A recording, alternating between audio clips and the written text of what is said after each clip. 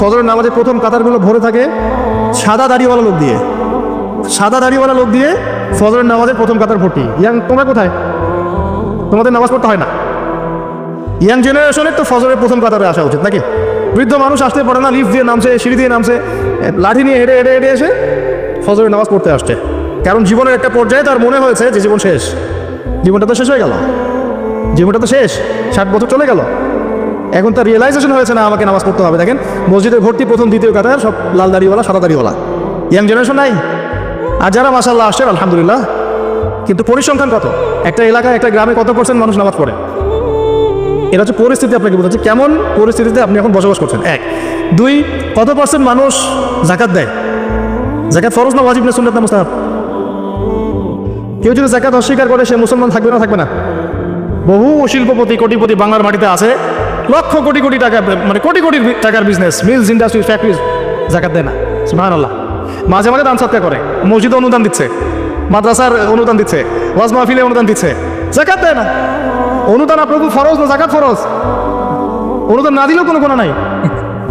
মসজিদে সাহায্য চেয়েছে, আপনি দিলেন না বা দিতে পারলেন না, গুনাহ নাই। কিন্তু ফরজ জাকাত না দিলে কি হবে? গুনাহ তো হবে। অস্বীকার যদি করে কুফরি হয়ে যাবে।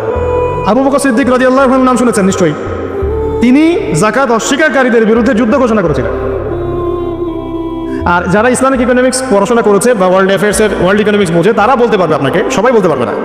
এই মানুষগুলো বলতে পারবে যে জাকাত হচ্ছে একটা অর্থনীতির মূল ভিত্তি। এটা ঠিকঠাক মতো যদি একটা নেশন দেয় তাহলে ওই জাতির মধ্যে দারিদ্রতা আসবে না ইনশাআল্লাহ। আমাদের এখানে এত দারিদ্রতা কেন হচ্ছে? কেন এত ইনফ্লেশন, কেন এত এই, কেন সেই, দ্রব্যমূল্যের ঊর্ধ্বগতি, রিজার্ভ কমে যাবে, এটা ওইটা অনেক তো কারণ আমরা ব্যাখ্যা করি। টকশোতে বসলে তো বুদ্ধিজীবীর অভাব নাই। হ্যাঁ, সব বুদ্ধিজীবী বাংলাদেশেই জন্ম নিছে। যারা অনেকে আছে এমন নামাজও পড়ে না কিন্তু ইসলাম নিয়ে কথা বলে, কোরআন তেলাওয়াত করতে পারে না কিন্তু ইসলাম নিয়ে কথা বলে, এবং ওরাই মানুষকে বলছে কোনটা ঠিক কোনটা বেঠিক। এটাও কিন্তু হাদিসে আছে, আপনি জানেন কি না? উমর ইবনুল খাত্তাব রাদিয়াল্লাহু আনহু একজন সাহাবীকে বলছিলেন যে তুমি কি বলতে পারো ইসলাম কখন ধ্বংস হবে? ওই সাহাবী বলছেন, সম্ভবত তার নাম উবাই ইবনে কাব রাদিয়াল্লাহু আনহু, আমি একটু ভুলে গেছি। সেই সাহাবী বলছেন, ইয়া আমিরুল মুমিনিন, আপনিই বলেন ইসলাম কখন ধ্বংস হবে, আমি তো বলতে পারি না। তখন তিনি বলছেন, যখন 3টা বিষয় দেখবে তখন বুঝে নিবে ইসলাম ধ্বংস হয়ে যাবে। 1 নাম্বার, দল্লাতুল আলেম, যখন দেখবে আলেমের পদস্খলন ঘটছে কিনা এখন। 1 নাম্বার কি? দল্লাতুল আলেম, আলেমের পদস্খলন ঘটছে, এখন এটা হচ্ছে কিনা। আর আমি রিকোয়েস্ট করি, আপনি সনদ অর্জন করেছেন, আপনি ব্যাকরণ খুব ভালো বোঝেন, তাফসীর করতে পারেন, আপনি মুহাদ্দিস মুফতি হয়েছেন, আলহামদুলিল্লাহ।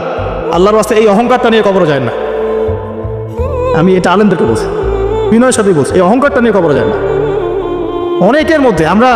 অনেকের মধ্যে দেখেছি ডিগ্রি, সনদ, সার্টিফিকেট সবই আছে, কিন্তু আখলাক নাই, নববী আখলাক, চরিত্র সেটা নাই, কিন্তু সনদ আছে।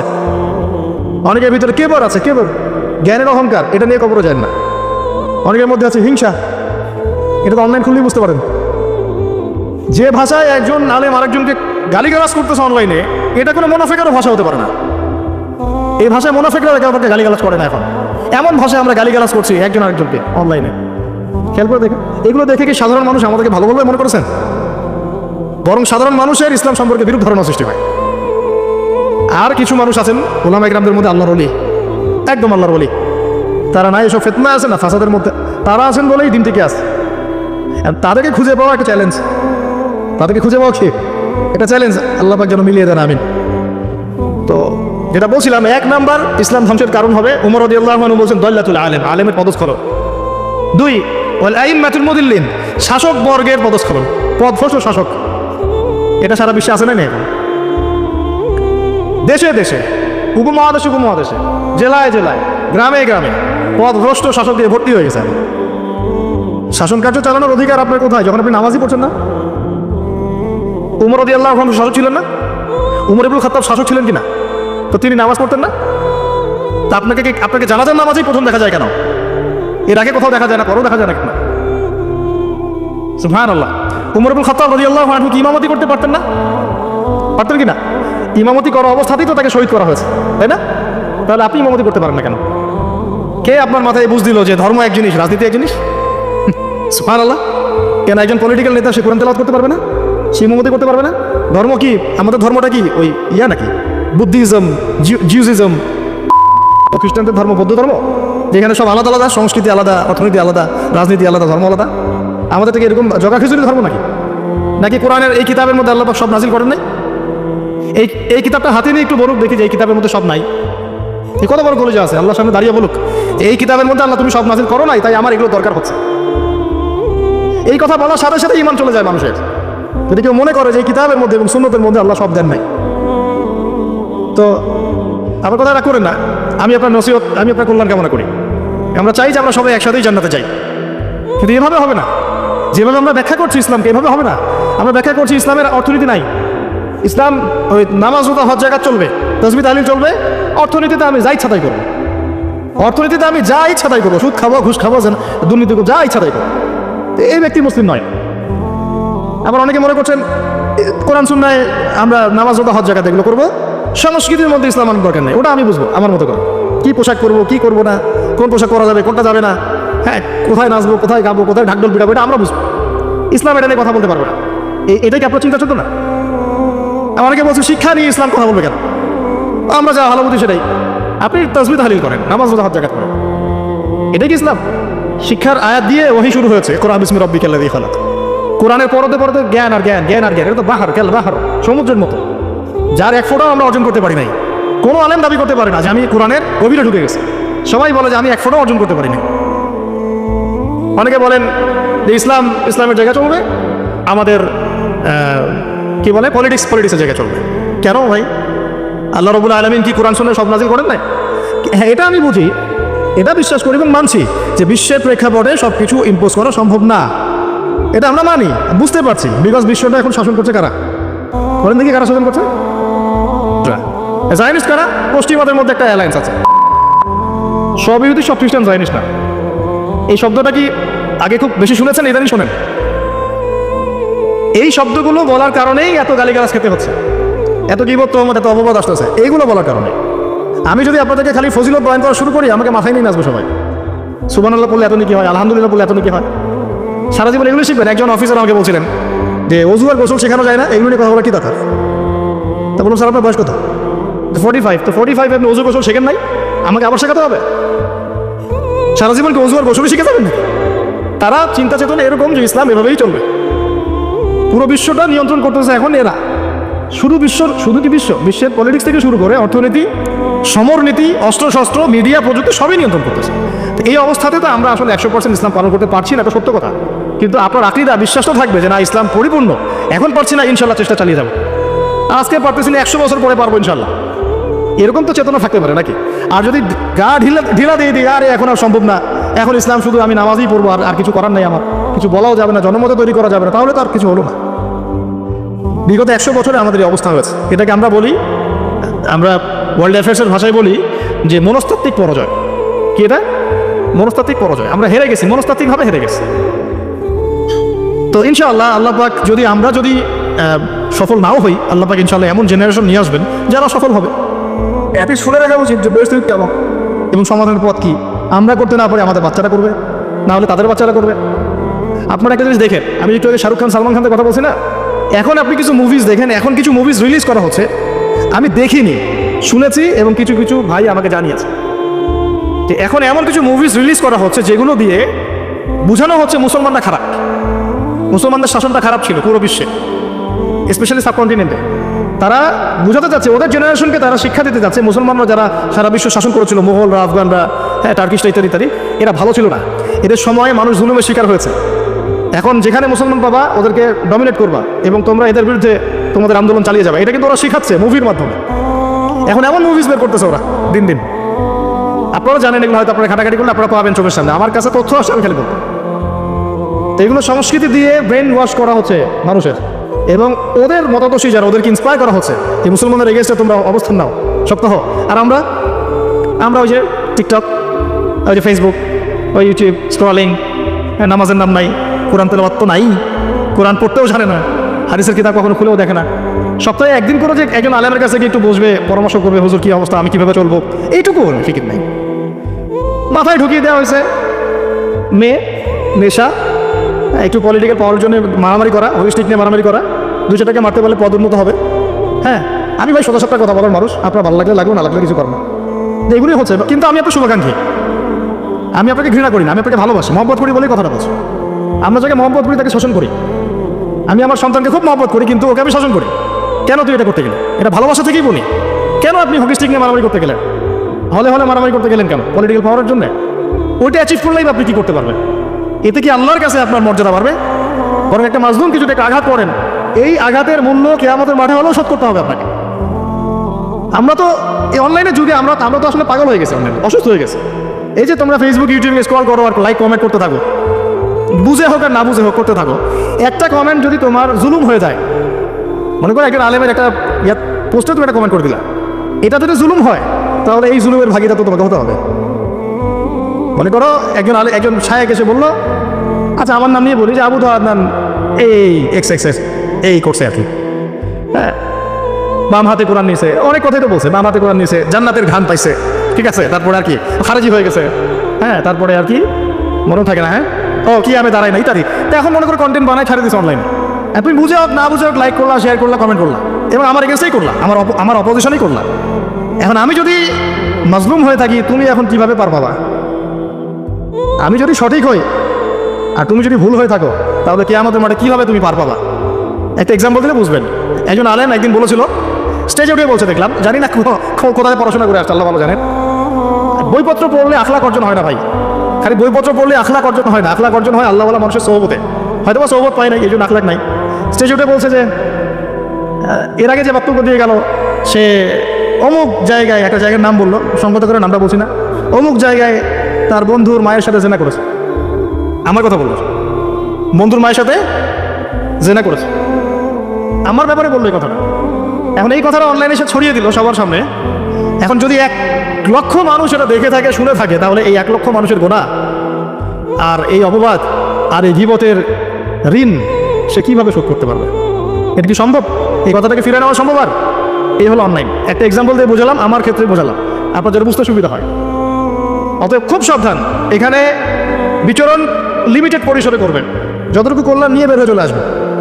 এর মধ্যে যদি বিচরণ করতে থাকেন আপনি ঘন্টার পর ঘন্টা, এবং বুঝে না বুঝে এই কাজগুলো করতে থাকেন, গীবতের, তোহমতের, অপবাদের এত গুনার পাহাড় ঘাড়ে আসবে যেটা আপনি আর শোধ করতে পারবেন না।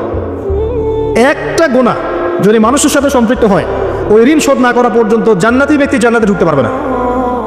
মনে করেন আমাদের ভাই আব্দুল্লাহর জান্নাতের ফয়সালা হয়ে গেছে, কথা মনে করেন, কিন্তু ভাই কাউকে গালি দিয়েছিল, কাউকে অপবাদ দিয়েছিল, কারোর কাছ থেকে টাকা পয়সা নিয়েছে, দেয়নি ফেরত, বা ইত্যাদি ইত্যাদি ইত্যাদি। মানুষের সাথে সম্পৃক্ত কোনো হক আছে, জান্নাতে যাওয়ার আগে একটা জায়গায় দাঁড় করিয়ে দেওয়া হবে, দাঁড়াবে। ফয়সালা তো হয়ে গেছে, তাহলে এখন দাঁড়াও। কেন? ফেরেশতাদেরকে দিয়ে বলানো হবে অমুকের এই ঋণ বাকি আছে, অমুকের এই গালির ঋণ বাকি আছে, অমুককে তুমি বাজে কথা বলছিলে এটা বাকি আছে, অমুক কি অপবাদ দিয়েছিল এটা বাকি আছে। সবাই এখন সামনে আসা শুরু করবে একে একে। বেচারার কিন্তু আমল অনেক ছিল, একদম উহুদ পাহাড়ের সমান নেকি নিয়ে এসে উঠছে। এবার ওখানে কি শোধ করার কোনো সুযোগ আছে? ব্যাস, এবার আল্লাহ পাক বলবেন এর আমল নামা থেকে নেকি দিয়ে দিয়ে এই ঋণগুলো শোধ করে দাও। ওই ব্যক্তির আমল নামা থেকে নেকি দেওয়া হবে, যাকে গালি দিয়েছে ওকে, যার গীবত করেছে ওকে, যাকে তহমত দিয়েছে ওকে, যাকে অপবাদ দিয়েছে সবাইকে নেকি দেওয়া হবে। দিতে দিতে দিতে নেকি শেষ যদি হয়ে যায়, তখন না, নেকি শেষ হয়ে গেলে ওদের গোনা আবার এর ঘাড়ে যাবে না। আল্লাহ রাব্বুল আলামিনের বিচারে একদম সূক্ষ্ম। আল্লাহ পাক কিন্তু গফুর রহিম, একই সাথে শাদীদুল ইকাব। আল্লাহ পাক পরম করুণাময়, অসীম দয়ালু, আবার কঠিন শাস্তিদাতাও বটে। আল্লাহ পাক কারোর প্রতি জুলুম করেন না, এক জাররা পরিমাণ জুলুম হবে না। অন্য হাদিসে আসছে একটা শিংওয়ালা ছাগল দুনিয়াতে একটা শিং ছাড়া ছাগলকে গুতা দিয়েছিল। আমার শিং আছে, ওই যে পাওয়ার আছে, আমার দিলাম তোকে গুতা। এটাই তো কাজ দুনিয়ার, যার কাছে পাওয়ার আছে, আমার কাছে পাওয়ার আছে, নে তোকে গুতা দিলাম। ওই ছাগল ওই কাজ করছে।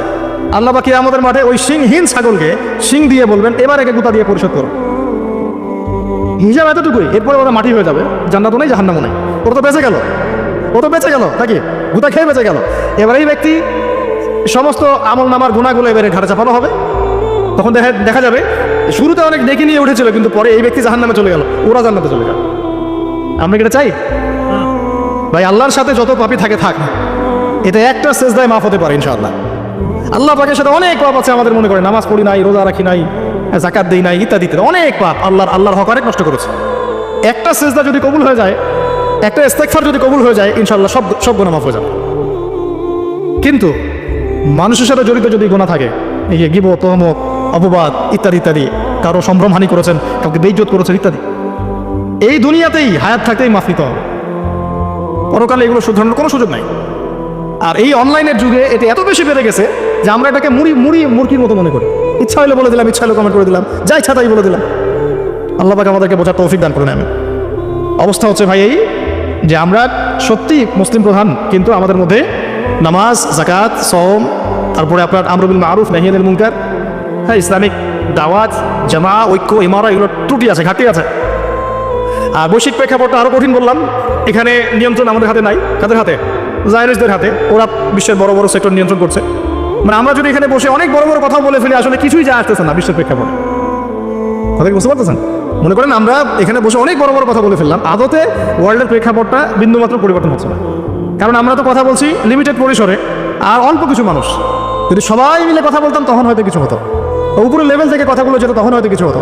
আমি আজকে থেকে 2-4 বছর আগে আপনাদেরকে ইসরায়েল আমেরিকা নিয়ে কথা বলি নাই, ওদের চরিত্র সম্পর্কে কথা বলি নাই। এখন আমাদের গভর্নমেন্ট পর্যন্ত বুঝতে পারছে ওদের চরিত্র কেমন। খেয়াল করে দেখছেন কি? দেখছেন একটার পর একটা স্যাংশন দিচ্ছে এখন, একটার পর একটা। কেন? ওদের স্বার্থে আপনি আঘাত লাগছে যে এখন ওদের স্বার্থে আঘাত লাগলেই ওই দেশকে তারা একদম চিপে ধরবে। মনে করেন তুরস্ক একটা দেশ, নাম তো শুনেছেন, প্রেসিডেন্ট নাম কি?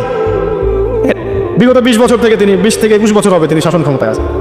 তুরস্ক একটা সময় অনেক মানে খুবই একটা ইউরোপিয়ান কান্ট্রির মতো হয়ে গেছিল আর কি। বিকিনি পরে মেয়েরা ঘুরে বেড়াতো। আস্তে আস্তে আস্তে আস্তে অনেক সংস্কার করার চেষ্টা করছেন। আলহামদুলিল্লাহ, আমরা দোয়া করি আল্লাহ পাক প্রত্যেকটা মুসলিম শাসকদেরকে নিয়ে খায় দারাজ করুন। যারা ইসলামের খেদমত করার চেষ্টা করে, সেটা আমাদের দেশের হোক আর অন্য যে কোনো দেশের হোক, আল্লাহ পাক সবাইকে নিয়ে খায় দারাজ করুন। তাদেরকে আল্লাহ পাক দীর্ঘজীবী করুন, ইসলামের খেদমত করার তৌফিক দান করুন। আমরা দোয়া করবো। তো এখন আস্তে আস্তে অবস্থাকে অনেক ভালো একটা জায়গায় আনার চেষ্টা করছিলেন উনি। যখনই দেখলো তারা যে তিনি ইসলাম কেন্দ্রিক কাজ করছেন, ইসলামকে প্রমোট করছেন, আলেমুল আমাদেরকে মানে প্রমোট করছেন, মসজিদ মাদ্রাসাকে প্রমোট করছেন। একসময় তুরস্কে আজান বন্ধ হয়ে গেছিল, ইতিহাস পড়ে দেখেন, আজান দেওয়া বন্ধ ছিল। ওই জায়গা থেকে এখন তিনি এটাকে এই জায়গায় নিয়ে আসছেন। একসময় মালয়েশিয়ার অবস্থা তো ভালো ছিল না, খুবই দারিদ্রতা ছিল। এখন মাশাআল্লাহ দেখেন গিয়ে কি অবস্থা। এখন ইকোনমিক অবস্থা অনেক শক্তিশালী, তাদের অনেক শক্তিশালী। এগুলো হয়েছে আল্লাহ পাকের বরকতে, রহমতে। যখন আপনি ইসলাম নিয়ে কাজ করুন, আল্লাহ পাকের রহমতের দরজা খুলে দেবেন ইনশাআল্লাহ। এটা আমাদের ক্ষেত্রে হতে পারতো। আল্লাহ পাক আমাদের নেতৃস্থানীয় ব্যক্তিদেরকে হেদায়েত দান করুন, দোয়া করুন, বোঝার তৌফিক দান করুন এবং সাহস দান করুন। এখন দেখেন, যখনই তার ইসলাম নিয়ে কথা বলা শুরু করলেন, বড় বড় কান্ট্রির নেতারা তাদের অর্থনীতির উপরে নিষেধাজ্ঞা আরোপ করে দিল। খেয়াল করে দেখছেন, লিরার মান কমে গেল। ইন্দোনেশিয়ার কি জানি ওদের, ইন্দোনেশিয়ার রুপি না, বলে গেলাম, ওটার মান কমে গেল। এই যে কয়দিন আগে পাকিস্তানের একজন প্রেসিডেন্ট ছিলেন ইমরান খান, নাম তো মনে আছে। আমি পারভেজ মোশাররফের কথা বলছি না। পারভেজ মোশাররফের সময় পাকিস্তানের ভূমি ব্যবহার করে আমেরিকা চালিয়েছে আফগানিস্তানে, মনে আছে? ওরা এরকম পলিটিক্স করে, কোন একটা জায়গায় যদি আক্রমণ করতে হয় তার পাশে আগে পরিস্থিতি তৈরি করে, পরিবেশ তৈরি করে। আগে পারভেজ মোশাররফকে ক্ষমতায় বসিয়েছে, তারপরে ওই জায়গাটা দখল করে ওইখানে বেস ক্যাম্প স্থাপন করে আফগান থেকে বোম মারা শুরু করেছে। সেই আফগান কি পড়ে গেছে? এখনকার রিপোর্ট দেখেন, এই চলতি সিজনে সবচেয়ে টাকার মান এখন ওদের বেশি। টাকার মান অন্যদের কমছে, কিন্তু ওদেরটা কমে নাই, বেড়ে গেছে। সবচেয়ে সফল কারেন্সি বলা হচ্ছে ওদের কারেন্সিকে। কেন? এর ভিতরে ঢুকলে অনেক গভীরে ঢুকতে হবে, আমি ওদিকে যেতে চাচ্ছি না, অনেক গভীরে ঢুকতে হবে। মূল কথা হচ্ছে ইমানের কারণে, জাজবার কারণে তারা কি মাথা নত করেছিল আমেরিকার সামনে? বরং আমি শুনেছি, এটাও শোনা কথা, আমি আলেমদের কাছে শুনেছি, সেখানে প্রতি 5টা ঘরে ঘরে একজন করে শহীদ পাবেন। আপনি প্রতি 5টা ঘরে ঘরে একজন করে শহীদ পাবেন।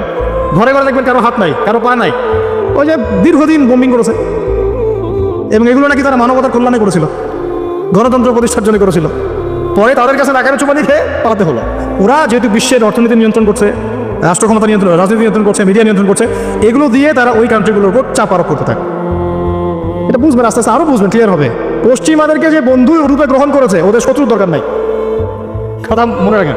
তবে সবার কথা বলছি না, জায়নিস্টদের কথা বলছি।